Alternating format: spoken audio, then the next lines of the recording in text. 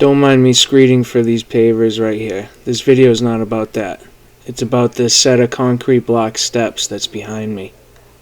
We're going to show you how we set the first course of blocks so you can set yourself up to complete a nice project like this all by yourself. So let's just get right into the day, guys. Good morning, Benny. Good morning. How you doing? Doing well. Hey, can I just point something out real quick to you, bud? What? The top of your head's already getting pretty blonde. Is it? It is. Can't really tell from yours. It looks like yours is getting pretty blonde too. Yeah, the sun's already bleaching us. It's already bleaching us, bud. Yep. What's up with that? It's just the way it goes. And he's like, listen, I'm a model in the winter, and I'm a model in the summer. Sometimes my hair is blonde, sometimes it's brown. You ever seen a jet black? I loved it, Benny. I love to see your hair jet black. Bro, beard 500 too? Comments. If we get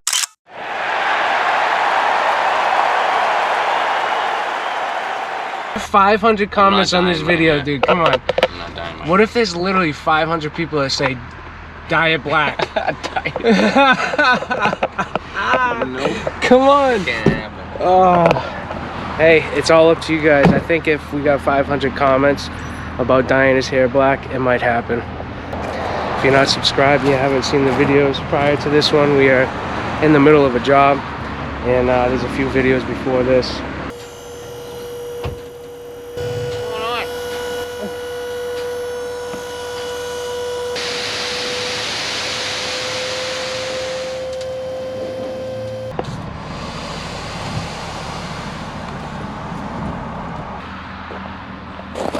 Chipstone, 3/8 of an inch, crushed, clean stone is what this is.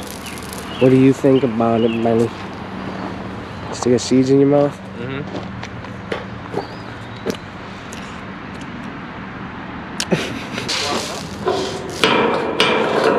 These hooks are really the only thing that material gets hung up on, but we need these for tying machines down. Want to push the button? It's gravity down, so meaning just the weight of the trailer is actually pushing the hydraulic fluid back through the piston and into the reservoir. Hot dipped galvanized steel, Ben. Hardcore. Hardcore. You think your trailer's hard? Alright, we're back here. Back here. With our pavers. Pavers look good, all lined up, Benny. They're ready for Monday. We got our split face wall block, our split face wall cap, and we're going to be building a set of stairs here. All those tools are left there overnight because we set in our granite caps, rock faced caps, which if you didn't see that video, that was the one just previous to this one in this playlist. But those are all set now, and we're pretty much just going to be taking all the tools off, and this wall's done. Ready to build some stairs today, bud? Ready. Sweet. Okay, time to go over the measurements for these set of stairs. So when you're setting up for replacing a set of stairs like this, measurements are definitely number one. If you can see the little red marks I made, I've already marked out where the steps are going to be, and that typically for me that's really very helpful, you know, to kind of draw it on the face of the foundation where you're putting the steps. Gives you a little bit of an idea. But anyway, what we're going to need is 6 steps here to change this grade. We are using these blocks, which are 6 inches high. And the thing that we really have to remember in our measurements is that it's not a true 6, it's 5 7/8 of an inch high. And our cap is 3 inches, but it's 2 7/8. Not a big deal, but when it comes to stacking 6 blocks on top of each other, you're losing more than a half an inch of measurement. So it's something you have to remember. If you were to do all the math with just the closest number, 6 steps with the cap, we're looking at 6 times 6 is 36, plus 3 inches for the cap would be 39. But we need a minus 1/8 of an inch for each one of those, and we're going to end up losing 7/8 of an inch. So our measurement is 38 and 1/8 from the bottom of our first block to the bottom of our kick plate is the measurement. Like I said, that's very important because we're talking 7/8 of an inch, and if you don't account for that in your measurements, you're going to have a big gap from where you wanted to end off at. And when you're 6 rows in on a set of stairs, that's not what you want. So be careful, take your time, measure a few times, and account for that missed space on each block, because it will end up screwing you in the end if you don't account for it. The second obstacle we have here is we have a dryer vent that was actually being run through this wall right here. They had a set of lumber slash Trex or whatever it is steps before, and this was just shooting out underneath it. So what we have to do is we actually have to pipe it through our stairs and vent it on the other side of the stairs, which I will get into when we get that far. But the good news is that our first step, I don't know if you can see this line, is the top of it's gonna be below our vent pipe. That tells me I can lay my first set of blocks, my initial footprint. I can lay that out, backfill that, and then we can focus on extending the dryer vent through the set of stairs. One more thing I want to mention about the measuring is that these lines are the top of the block, not the top of the step. So what's going to end up happening is the first block is going to be half buried in the ground, and if we go on an easy measurement, half buried is going to be 3 inches buried, and 3 inches of the block is going to be exposed. And then when you cap that with the 3-inch cap, that gives you your full 6-inch step. And again, the top of the 6th row of steps is going to be right here, leaving us enough room for the cap. Our screed rails, we're going to set those up at the height we need it to be, and then screed it with that chip stone that I showed you guys earlier. We're going to screed this area nice and level, and that's when we can lay our blocks in. Hello everyone, I hope you're doing well. Just want to take a minute and say thank you to all you viewers who are watching consistently when I upload. Thank you very much for the support, and I always appreciate the comments in the comment section. But anyway, what I'm doing here is getting my base stone to the level that I need it, accounting for the pipes and the chip stone. And my end outcome is to have that top right corner as the highest point. So what I'm trying to do is set these pipes to have a slope towards us as we're looking at it, and to the left as we're looking at it. It's always wise to put your slope going both directions, just to help prevent any water buildup on your project. I do this in patio installs, walkway installs, stair installs, you name it. I try to have the slope going both directions, because the #1 killer of any hardscape project is water. And just like a patio, we want 1/8 of a pitch away from the house, this way. We want 1/8 of a pitch this way.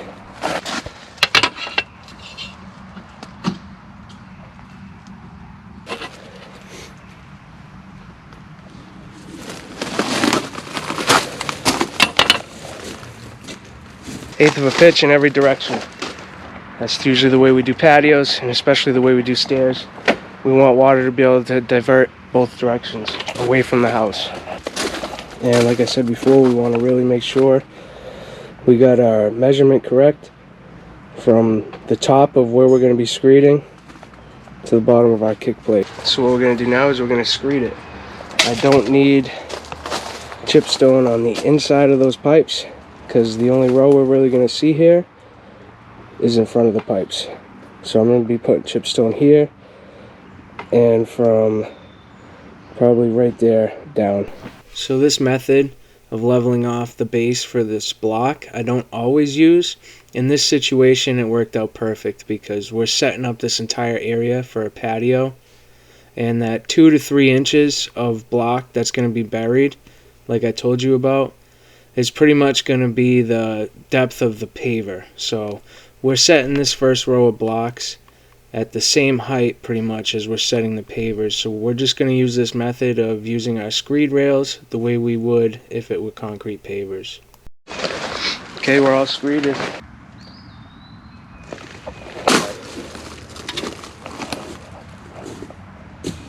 Ended up with just a hair over 1/8 of a pitch, which is still good. It's even better sometimes.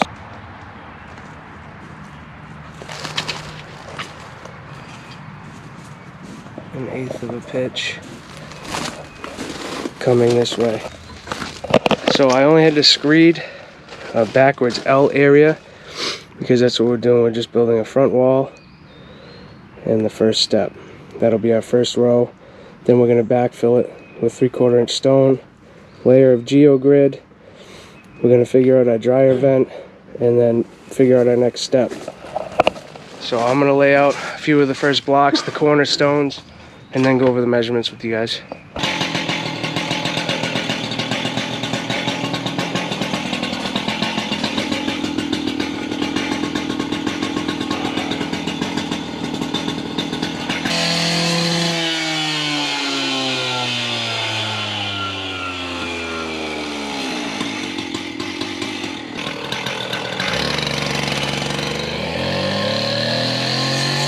The front of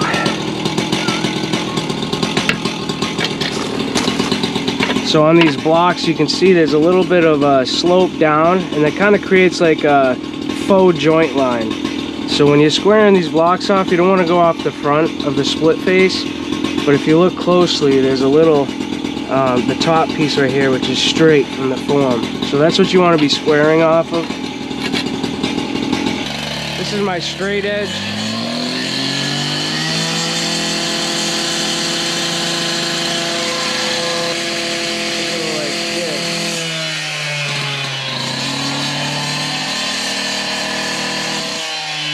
Those blocks need to come out just a little bit.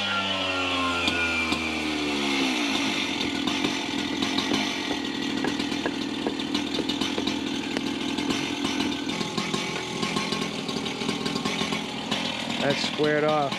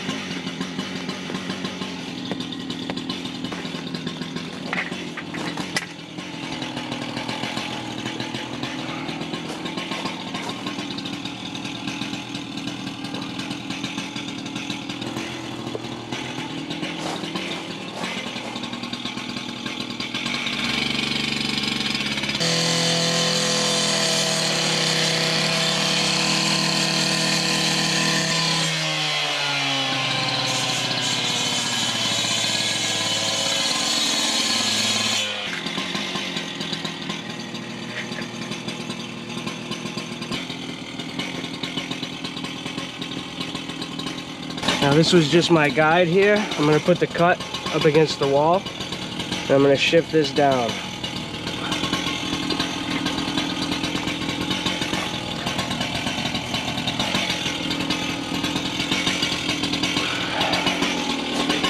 Follow that line. And as you can see, it's set back just a bit, so the split face will be about flush with that pop out. And there it is.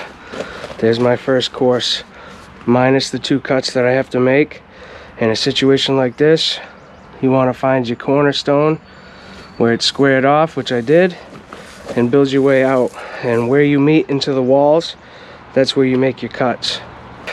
Now you know that it's all, the chip is all screeded, leveled out, but I'm gonna have to go through here and hammer all these blocks in, make sure that they are set, and make sure they're all as level as possible.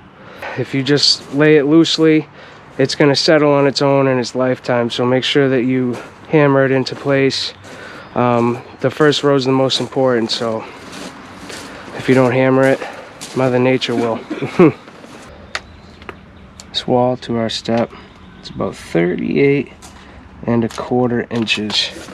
Is going to be 6 steps, and each one of these steps is not a full 12, it's 11 inches, and the cap is actually the 12. There's a 1-inch overhang which will account for a full 12-inch step, but our blocks are 11 inches.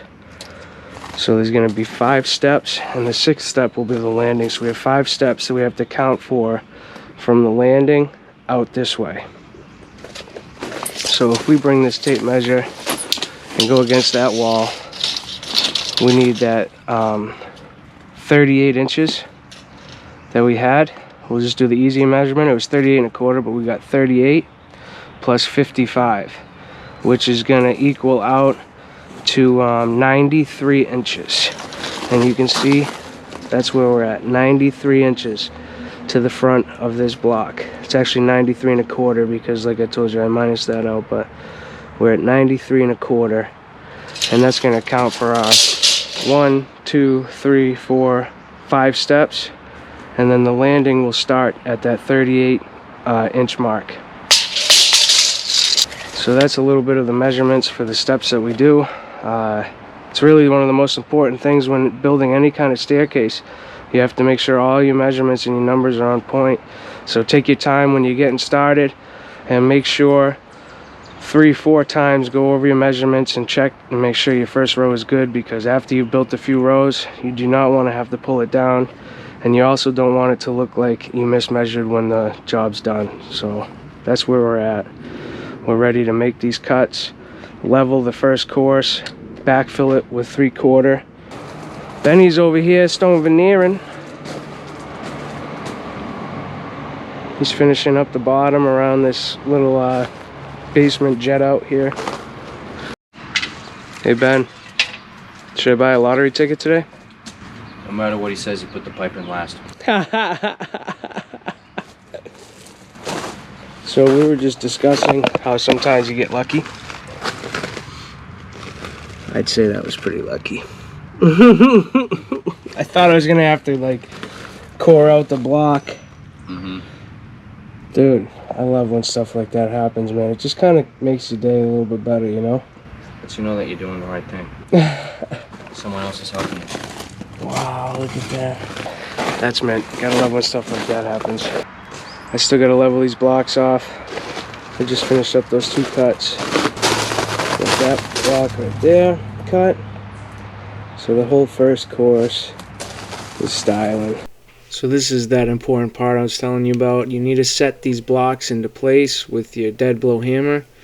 If you don't, Mother Nature will do it over time, causing your blocks to sink and shift, which is no good.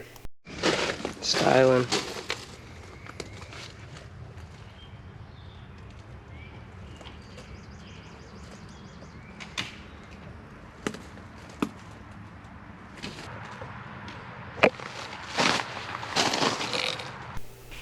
We're looking good, sloped in both directions we need it to be. Time to backfill. I'm using 3/4 inch crushed clean stone. Clean meaning there's no fines or small particles in it, and it's crushed granite. That's usually what we typically get around here in Massachusetts. Crushed granite. That chipstone is actually crushed bluestone, but those are the 2 main aggregates that we use here. And I use the clear stone so that water can travel through it freely, because as I said earlier in this video, water is the killer of any hardscape project. Any water that may get behind these blocks are going to travel through the open grade base, down into our patio base, and then drain freely into the subsoils. Backfilled.